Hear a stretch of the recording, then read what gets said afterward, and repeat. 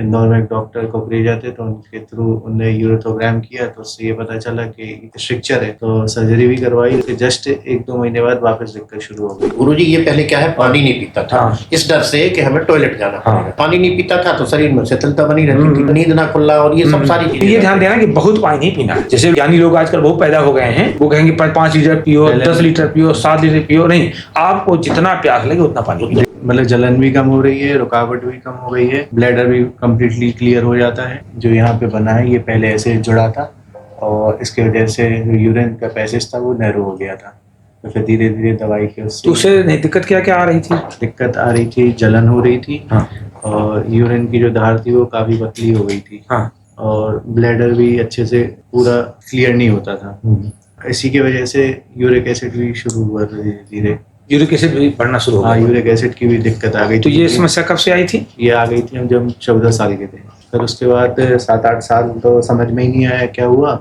फिर उसके बाद इंदौर में एक डॉक्टर कोकरेजा थे, तो उनके थ्रू उनने यूरोथोग्राम किया, तो उससे ये पता चला कि स्ट्रक्चर है, तो फिर उनने सर्जरी की सलाह दी, तो सर्जरी भी करवाई। लेकिन किस सन में सर्जरी कराई थी?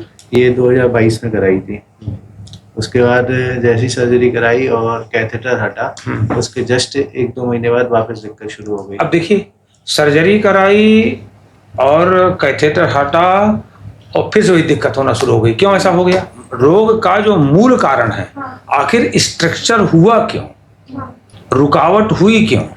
रुकावट इसलिए हुई, जो यूरेथ्रल स्ट्रक्चर हुआ, मूत्र मार्ग सख्त हुआ या अवरोध हुआ या वहां पर संकुचन हुआ, उसका मूल कारण वात, वायु का कर्म है। ये आचार्य कहते हैं कि स्रंस भ्रंस व्यास संग भेद साध हर्ष तरस कंप वर्त चाल तोद व्यथा चेष्टा दीन, ये तो इसके स्वरूप हो गए।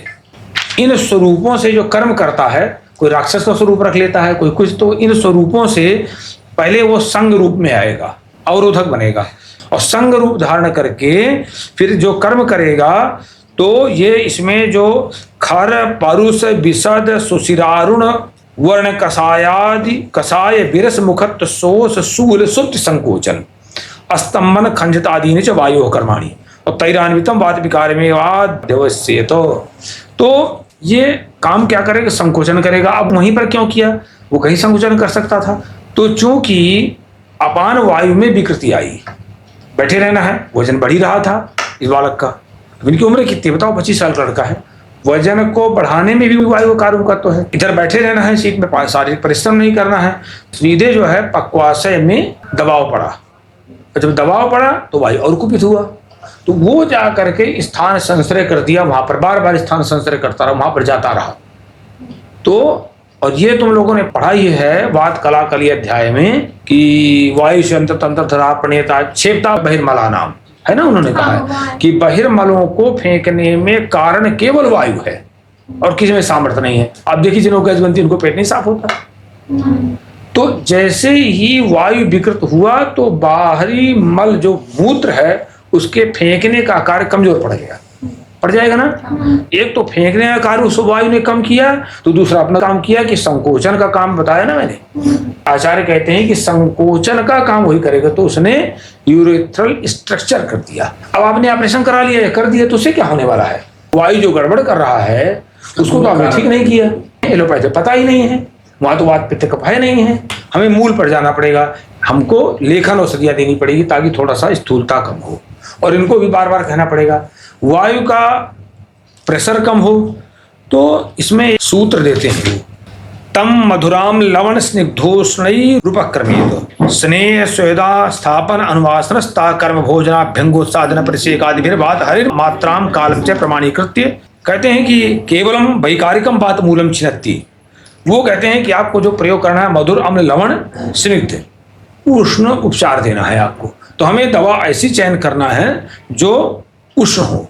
तो हमने उस तरह की औषधियों का चुनाव किया है कि आचार्य कहते हैं कि शरीरांतर्गता वाद विकारा प्रसंति मापद्यन्ते आपको वात विकार को, वात दोष को ही प्रशांत करना पड़ेगा। उन्होंने शांति की बात नहीं किया है, प्रशांत शब्द लिखते हैं, मैंने विशेष रूप से ध्यान करना पड़ेगा। तो कहते हैं यथा वनस्पतिर मूले छिन्ने, जैसे किसी पेड़ की जड़ कट जाए तो कहते हैं स्कंद शाखा प्ररोह कुसुम फल पलासादीनाम नियतो विनाशस तद्वत्। तो कहते हैं उसके डालियां, पत्ते, फल, फूल सब सूख सब जाएंगे, नष्ट हो जाएंगे, अपने आप हो जाएंगे। अपने आप नष्ट हो जाएंगे। अब आपने ऑपरेशन करा तो ऑपरेशन से तो कुछ होने वाला नहीं है, क्योंकि कोई मूल तो कटी नहीं। हमें पता है कि हमें मूल काटना पड़ेगा। तो हमने इसीलिए शुरू में जब आए तो देखिए हमने क्या किया कि इनको त्रैलोक चिंतामणि का प्रयोग किया, चिरबिल्वादि कषाय का प्रयोग किया, एरंडमूल का प्रयोग किया गया, ऐसे ही सप्तसारम कषाय का प्रयोग किया गया, तिरुषाद गुटका ये यहाँ की है, सारंगधर की जो बनती है अपने वो प्रयोग किया गया, वरुण घृत। फिर लगातार देखिए हम वरुण घृत देते चले आ रहे हैं, दारुहृदय भी एक बार दिए थे और त्रैलोक चिंतामणि देते ही आ रहे हैं, सप्तसारम कषाय और चिरबिल्वादि कषाय देते आ रहे हैं। तो देखिए ये परिणाम आया। ये स्ट्रक्चर काफी बड़ा था, काफी था ना जी। कितना था? ये करीब इतना था। कितना था? इससे और मतलब आधा, मतलब जितना था उसका अपन आधा तो मान ले कि आधा खुल गया, जितना पूरे में जितना वो था हाँ। उसका आधा खुल गया क्या वो? जी जी। आधा और रह गया, जी। वो भी खुल जाएगा। जी। समस्या पेशाब की रुकावट वाली खत्म होगी, मतलब जलन भी कम हो रही है, रुकावट भी कम हो गई है और ब्लैडर भी कम्प्लीटली क्लियर हो जाता है। ब्लैडर कंप्लीटली क्लियर होने लगा। गुरुजी ये पहले क्या है, पानी नहीं पीता था हाँ। इस डर से कि हमें टॉयलेट जाना हाँ। पड़ेगा। ये सबसे बड़ी, अच्छा पानी नहीं पीता था तो शरीर में शिथिलता बनी रहती थी, तो एकदम मतलब नींद ना खुलना और ये सब सारी चीजें, बहुत सारी समस्या। अब पानी पीने लगा, हाँ, पानी- निर्भय होगी पीने लगा। हाँ, मतलब उतना डर नहीं रहता और ये सामान्य तौर पर। लेकिन ये ध्यान देना कि बहुत पानी नहीं पीना है। नहीं नहीं। जैसे ज्ञानी लोग आजकल बहुत पैदा हो गए हैं, वो कहेंगे 5 लीटर पियो, पहले 10 लीटर पियो, 7 लीटर पियो, नहीं, आपको जितना प्यास लगे उतना पानी पीना। 1.5-2 गिलास पीते थे पहले, हाँ। अब 3 पे आए हैं। ताम्र सिंदूर का ही प्रयोग करना चाहिए और वचा का भी प्रयोग करना है। ये अमित विक्रम और पिताजी हैं शिवनारायण गर्ग, और कहाँ से हैं? पन्ना से। पन्ना में कहाँ से?